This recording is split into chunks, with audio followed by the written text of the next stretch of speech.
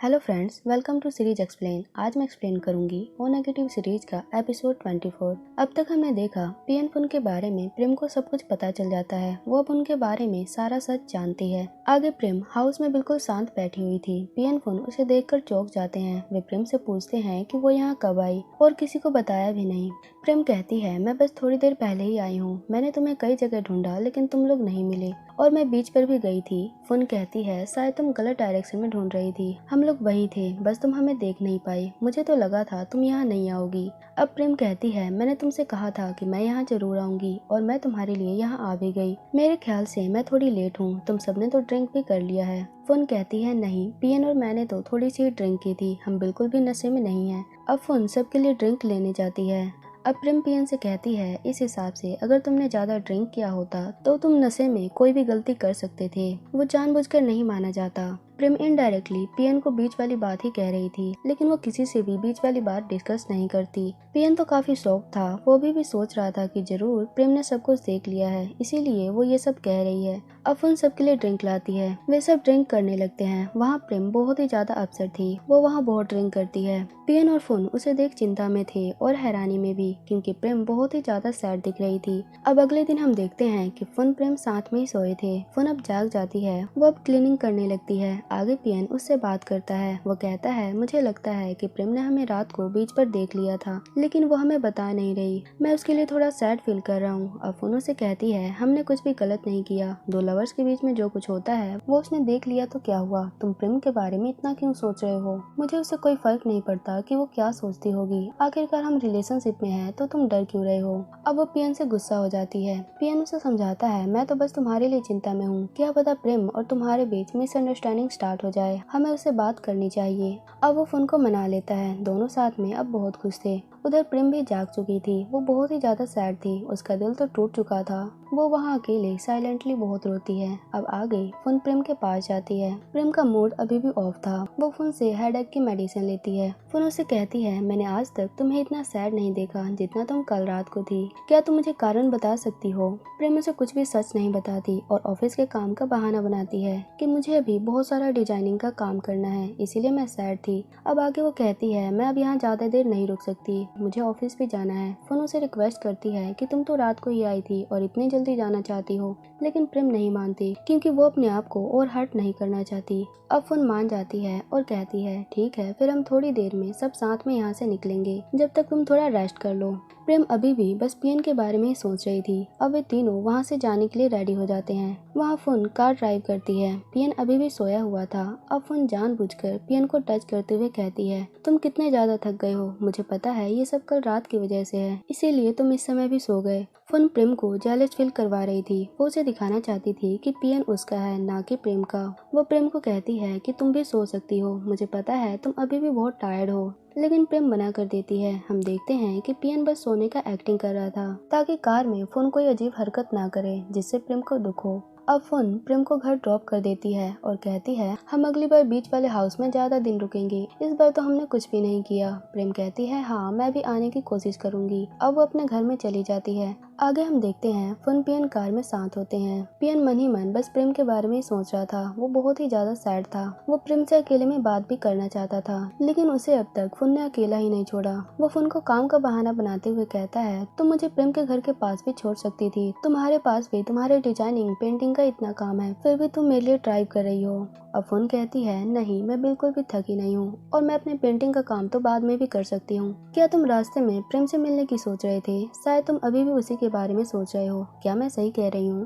पियन उसे मना करते हुए कहता है, नहीं, मुझे तो सिर्फ तुम्हारी चिंता है, मैं किसी और के बारे में कैसे सोच सकता हूँ। लेकिन फुन को पियन पर अभी भी शक था। अब वो पियन को घर ड्रॉप कर देती है।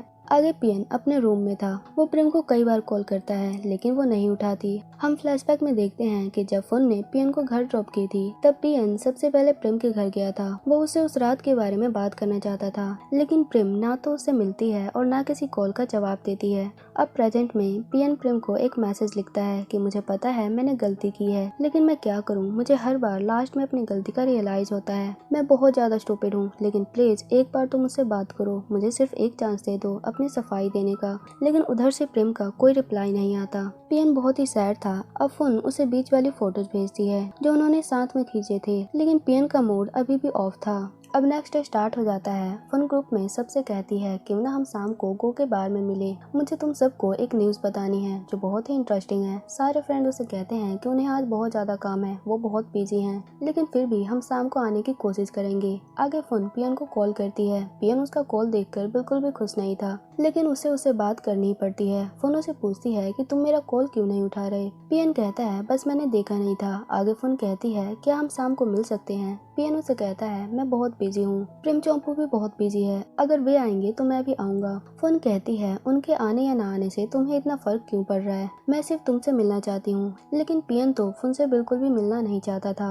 वो अब कहता है अभी मेरी क्लास है, मुझे भी जाना होगा, मुझे नहीं पता मैं तुमसे मिल पाऊंगा या नहीं। फन कहती है ठीक है, मैं तुम्हारा वेट करूंगी। आगे पियन कॉलेज में जूनियर की क्लास लेता है क्योंकि वो अब प्रोफेसर बनना चाहता है। पियन की टीचर उसकी बहुत तारीफ करती है कि तुम तो बहुत ही अच्छे से गाइड करने लगे हो। पियन ये सुनकर बहुत खुश होता है, वो उनको थैंक्स कहता है। आगे पियन प्रेम को कॉल करता है, मैसेज करता है कि प्लीज मुझसे एक बार बात कर लो, इस तरह शांत मत रहो, क्या तुम मुझसे शाम को एक बार मिल सकती हो। लेकिन प्रेम कोई जवाब नहीं देती। पियन उसके कारण बहुत परेशान और सैड होता है। अब शाम हो चुकी थी। फन पियन से मिलने के लिए कॉलेज में जाती है। वहाँ उसकी टीचर उसे बताती है कि पियन की क्लास तो सुबह ही खत्म हो गई थी, वो अब यहाँ नहीं है, वो तो कब का यहाँ से जा चुका है। फन ये सुनकर चौंक जाती है क्योंकि पियन ने अब तक उसे कॉल भी नहीं किया और ना उससे मिलने आया। आखिर वो किस चीज में बिजी है। अब फन गो को कॉल करके पूछती है कि क्या उनके बार में अभी तक कोई भी उसका फ्रेंड आया है, जैसे पियन, चोम्पू या प्रेम। वो अब बारी बारी से सबको कॉल करती है, लेकिन उसे पियन की जानकारी कहीं भी नहीं मिलती। अब हम देखते हैं पियन तो प्रेम से मिलने के लिए उसके कंपनी तक जा चुका है, लेकिन प्रेम उसका कॉल अटेंड नहीं करती। अब पियन चोम्पू को कॉल करके बुलाता है। चोम्पू तो सोचती है लगता है पियन उसे पिक करने आया है। वो बहुत खुश हो गई थी, लेकिन जब वो बाहर जाती है तो पियन उसे कहता है मैं तुम्हें पिक करने नहीं आया, मुझे प्रेम से बात करनी है, क्या तुम मेरे लिए उसको बाहर बुला सकती हो। चोम्पू कहती है क्या तुम्हारे और प्रेम के बीच में कुछ हुआ है, प्रेम तुमसे गुस्सा क्यों है। लेकिन पियन उसे कुछ भी नहीं बताता। अब फुन पियन को बहुत सारे मैसेज करती है, वो पियन को बुला रही होती है। अब पियन वहाँ से जाने लगता है। वो चोम्पू से कहता है प्लीज मेरे लिए प्रेम से एक बार बात जरूर करना, कि वो मुझसे एक बार कॉल कर ले। अब चोम्पू को बहुत चिंता होने लगती है कि आखिर इन दोनों के बीच में हुआ क्या है, कोई कुछ बता भी नहीं रहा। अब लगभग रात हो चुकी थी। पियन अभी भी प्रेम के लिए बहुत परेशान था। वो उसके दोबारा घर जाता है, उसको कई बार आवाज लगाता है, लेकिन प्रेम बाहर नहीं आती, उसे कोई जवाब भी नहीं देती। इससे पियन और भी ज्यादा सैड हो गया था। अब वो अपने घर जाने लगता है। उधर फुन भी पियन के घर पर उसका वेट कर रही थी। अब जैसे ही पियन वहाँ आता है, फुन उसे पूछती है कि तुम कहाँ थे, मैं तुम्हें सुबह से ढूंढ रही हूँ। अब पियन उसे पूछता है कि तुमने प्रेम से क्या कहा है, क्या तुम उससे मिली थी। फुन कहती है उससे तुम्हें क्या लेना देना, तुम उसकी इतनी चिंता क्यों कर रहे हो, क्या तुम फिर से प्रेम से मिलने गए थे, मुझे सच सच बताओ। अब पियन उसे बता देता है कि वो प्रेम से मिलने गया था। वो फुन से माफी भी मांगता है। अब फुन बहुत ही गुस्से में आ चुकी थी। वो पियन को बहुत बुरा भला बोलती है। पियन उससे इनडायरेक्टली ब्रेकअप की बात करता है क्योंकि वो प्रेम को लाइक करता है। अब फुन उसे स्लैप करती है और कहती है तुमने मुझे अपनी हवस का शिकार बना रखा है, हमेशा सिर्फ मुझे तुम हर्ट ही करते हो, तुम जितने बुरे हो उतने ही मैं पागल हूँ, तुम्हारे चंगुल में मैं हर बार फंसती गई। अब फुन वहाँ से चली जाती है। पियन तो बहुत ही डिस्टर्ब और परेशान हो चुका था, उसे समझ नहीं आ रहा था कि वो अब क्या करे। अब हम देखते हैं कि प्रेम चोम्पू के घर पर है। वो वहाँ इसलिए रह रही है ताकि उसे कोई डिस्टर्ब न करे। चोम्पू उससे पूछती है कि पियन और तुम्हारे बीच क्या हुआ है, वो तुम्हें इतने कॉल और मैसेज क्यों कर रहा है, तुम्हें पता है वो हर रोज चेक करने के लिए कंपनी, तुम्हारे घर, हर जगह जाता है, लेकिन तुम उसे इग्नोर कर रही हो। प्रेम कहती है मैं तुम्हें परेशान करना नहीं चाहती, कभी कभी हमें कुछ ना पता हो वही हमारे लिए बेस्ट होता है। अब चोम्पू उससे नाराज हो जाती है और कहती है क्या मैं तुम्हारी फ्रेंड नहीं हूँ, मुझे भी तुम्हारी चिंता है, तुम मुझे अपनी प्रॉब्लम बता सकती हो। अब प्रेम उसे सब कुछ सच बता देती है। आगे उसे फुन का कॉल आता है, वो उसे अपने घर पर बुलाती है। आगे जब वो दोनों वहाँ जाते हैं, वहाँ फुन बहुत ही ड्रंक थी। वो पियन के कारण बहुत ही गुस्से में और परेशान थी। अब वो प्रेम से कहती है क्या तुम्हें पता है पियन तुम्हारे लिए कितनी चिंता करता है, वो बस तुम्हारे बारे में ही सोचता रहता है। प्रेम कहती है हाँ मुझे पता है, लेकिन मैंने उससे कल से बात नहीं की है। अब फुन गुस्से में प्रेम पर बहुत चिल्लाती है और कहती है तुम्हें पता था मैं पियन को लाइक करती हूँ, फिर भी तुम हमारे बीच में आई। मैं पियन को उस टाइम से लाइक करती हूँ जब तुम उसके बारे में जानती भी नहीं थी। मैंने तुम्हारे लिए इतना कुछ किया, कभी अपने घर पर बुलाया, कभी असाइनमेंट में हेल्प की, वो भी सिर्फ इसलिए ताकि पियन तुम्हें छोड़कर मेरे पास वापस आ जाए। लेकिन फिर भी पियन तुम्हें ही पसंद करता है, उसने तुम्हारे कारण मुझे छोड़ दिया। प्रेम उसे कहती है मैं स्टार्टिंग में नहीं जानती थी कि तुम और पियन एक साथ हो, नहीं तो मैं कभी भी पियन की फ्रेंड तक नहीं बनती, और अभी भी मैं तुम्हारे बीच रुकावट नहीं करूंगी। मेरे दिल में पियन के लिए कोई फीलिंग्स नहीं है, मैं तुमको और पियन को साथ में देखना चाहती हूँ। फुन उसे कहती है तुम झूठ बोल रही हो, उसने जैसे मुझे फंसाया शायद वैसे ही तुम भी उसके साथ रात बिताती थी, तुम भी पियन को लाइक करती हो। प्रेम उसे कहती है मैं उसको लाइक करती थी लेकिन अब नहीं, और मेरे और उसके बीच अब तक कुछ भी नहीं है।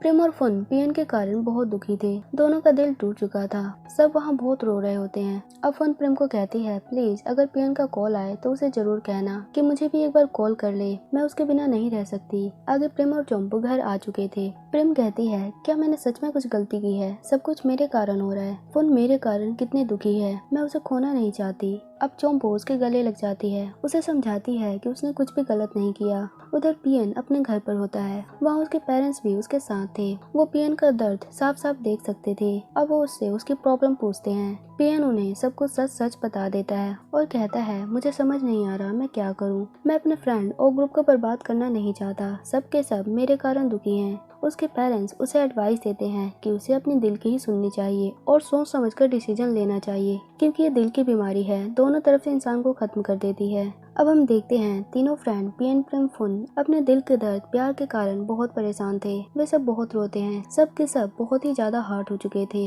अब किसी न किसी को अपने प्यार को सैक्रिफाइस करना होगा, और कौन किसको चुनेगा, क्या पियन को प्रेम या फुन माफ कर पाएंगे। अब आगे कई दिन बीत जाते हैं, हम देखते हैं फुन का बर्थडे भी आ चुका है, वो अपने रूम में अपने फ्रेंड्स का वेट कर रही है, लेकिन वहाँ कोई नहीं आता। फुन अपने पिछले बर्थडे का दिन याद करती है जब पांचों फ्रेंड कितने खुश होते थे, सब उसके लिए गिफ्ट लाते थे, लेकिन आज यहाँ कोई भी नहीं है। वो अपने पेरेंट्स से कहती है सब मुझे भूल चुके हैं, सब मुझसे नफरत करते हैं, इसीलिए वे नहीं आए। वो अब गुस्से में सब कुछ तोड़ने लगती है। फुन के पेरेंट्स उसे समझाने की कोशिश करते हैं, लेकिन फुन बहुत ही दुखी थी और उसके कारण उसके पेरेंट्स और भी चिंता में थे। उन्होंने पहली बार फुन को इतना डिस्टर्ब देखा था।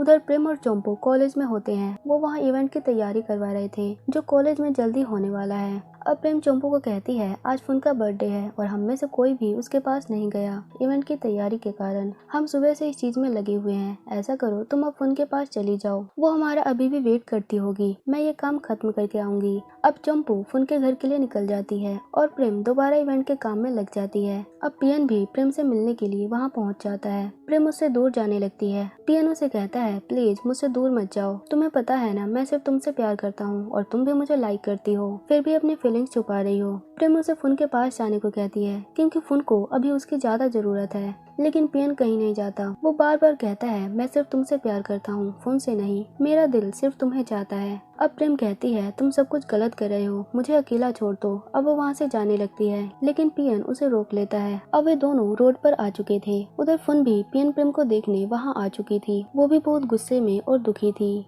वहाँ पियन प्रेम से पूछता है मुझे सच बताओ क्या तुमने कभी भी मुझसे प्यार किया है। प्रेम भी पियन को लाइक करती है, लेकिन वो फुन और पियन के बीच में नहीं आना चाहती, वो उन दोनों को साथ में देखना चाहती है। वो पियन से कहती है ये सब कुछ गलत हो रहा है, प्लीज तुम मेरे पास मत आओ, मुझे भूल जाओ, नहीं तो सब कुछ बर्बाद हो जाएगा। अब पियन प्रेम को किस करता है, ये सब कुछ फुन भी देख रही होती है। वो बहुत ही गुस्से में और पेन फील कर रही थी। अब पियन बार बार प्रेम को अपना प्यार कन्फेस करता है, लेकिन प्रेम उसे मना करते हुए कहती है तुम्हें मेरे पास नहीं फुन के पास होना चाहिए, तुम्हें मुझसे नहीं उससे प्यार करना चाहिए, वो तुमसे बहुत प्यार करती है। अब फुन कार से बाहर आ जाती है। वो प्रेम से कहती है तुम सब एक जैसे हो, एक दूसरे से मिले हुए हो, किसी को मेरा बर्थडे तक याद नहीं रहा, याद भी कैसे रहेगा जब तुम यहाँ रोमांस करने में डूबे हुए हो। प्रेम उसे कहती है तुम गलत सोच रही हो, मुझे तुम्हारा बर्थडे याद था लेकिन मैं काम में बिजी थी इसलिए नहीं आ पाई। अब फुन बहुत ही फ्रस्ट्रेट हो चुकी थी, वो उसे गुस्से में स्लैप भी कर देती है और कहती है तुम हमेशा मुझसे झूठ बोलती हो, तुम सब मुझे भूल चुके हो।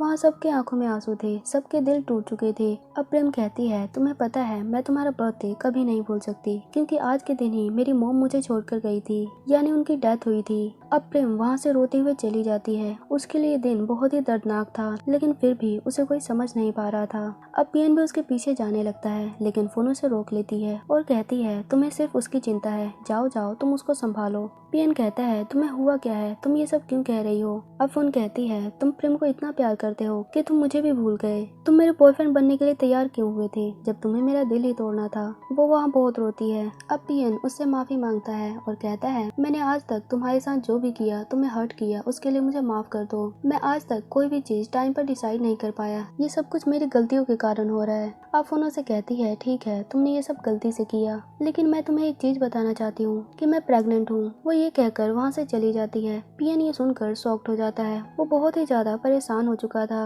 वो अब क्या करेगा। पियन, प्रेम, फोन सब के सब बहुत दुखी हैं, सब बहुत परेशान हैं। अब पियन क्या करेगा, वो अब क्या डिसाइड करेगा, कौन उसके साथ होगा, अब आगे क्या होगा नेक्स्ट पार्ट में देखेंगे। वीडियो कैसी लगी कमेंट में जरूर बताना, और वीडियो अच्छी लगी हो तो चैनल को लाइक एंड सब्सक्राइब जरूर करें।